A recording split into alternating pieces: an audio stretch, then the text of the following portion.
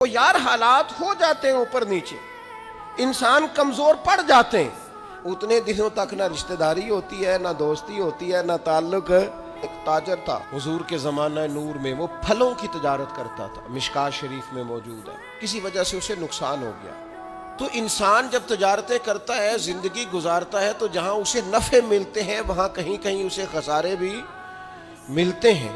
الگ بات ہے کہ ہم صرف نفعوں کے قائل ہوتے ہیں، خساروں کے قائل ہی نہیں ہوتے۔ وہ تاجر تھے، پھلوں کے تاجر تھے، بڑی اچھی تجارت کرتے تھے، کسی وجہ سے نقصان ہو گیا۔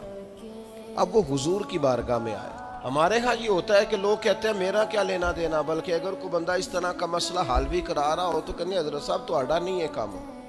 اس تاجر نے اس بارگاہ میں آ کے کہا جہاں جو آ جاتا ہے ہمیشہ بامراد ہی جایا کرتا ہے۔ یا رسول اللہ صلی اللہ تعالی علیہ وسلم، میں پریشان ہو گیا ہوں۔ اور پہلے جب آدمی مالدار ہوتا ہے تو دائیں بائیں رش بھی ہوتا ہے، اور جب اس طرح کے حالات ہو جائیں تو وہ جو بڑے قریبی ہوتے ہیں وہ بھی کئی دفعہ ساتھ چھوڑ جاتے ہیں۔ ساری عمر ہی آٹا گد ہے تے لکھاں کیتے پیڑے، وقت آیا ہی تے محمد بخشا کوئی نہیں ہو بیٹھا نیڑے، لوگ نکل جاتے ہیں۔ کمزور پڑ گیا بندہ بیچارہ، حضور کی بارگاہ میں عرض گزار ہوا یا رسول اللہ تکلیف میں ہوں۔ تاجر تھا، پھلوں کی تجارت کرتا تھا اور مشکات میں موجود۔ نبی پاک علیہ السلام نے دعا بھی فرمائی، کرم نوازی فرمائی، رحمت بھی فرمائی، عطائیں بھی فرمائی، لیکن حضور نے نہ صحابہ سے فرمایا سارے مل کے اپنے بھائی کی مدد کرو۔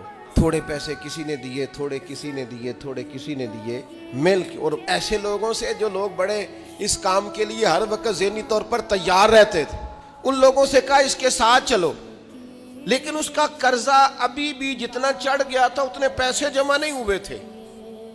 اللہ کرے میں آپ کو سمجھاؤں، یہ بھی اخلاقی بلندی والا کام ہے کہ کسی شخص کی کمزوری میں اسے اٹھانا، گرتے ہوئے کو سنبھالنا، پھسلنے والے کو سہارا دینا، بکھرنے والے کو بکھرنے سے بچا لینا، ٹوٹنے والے کو ٹوٹنے سے بچا لینا، پریشان ہو جانے والے کو سمیٹ لینا۔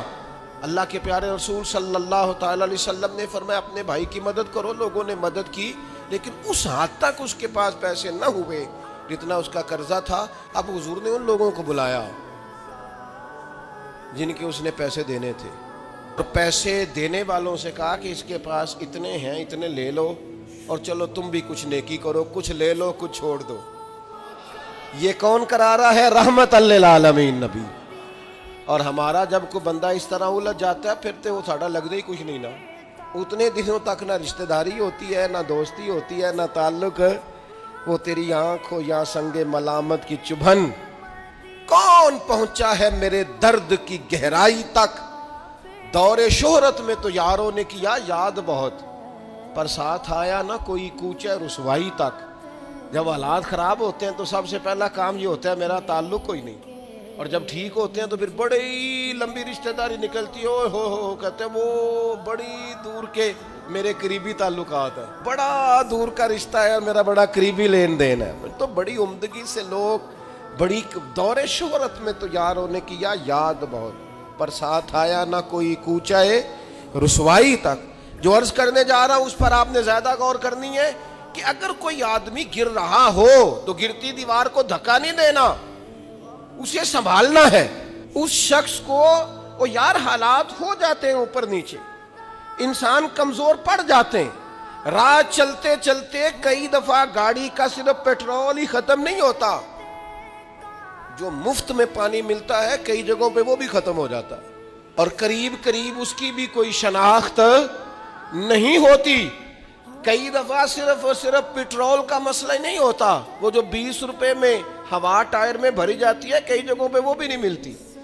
تو تسلی کے لیے اخلاقی رویہ یہ ہونا چاہیے کہ اگر کوئی بندہ کہیں کمزور پڑ رہا ہے، گر رہا ہے، تو اس کی اس کمزوری پر اسے تھاما جائے، اس کی حوصلہ افزائی کی جائے، تسلی دی جائے۔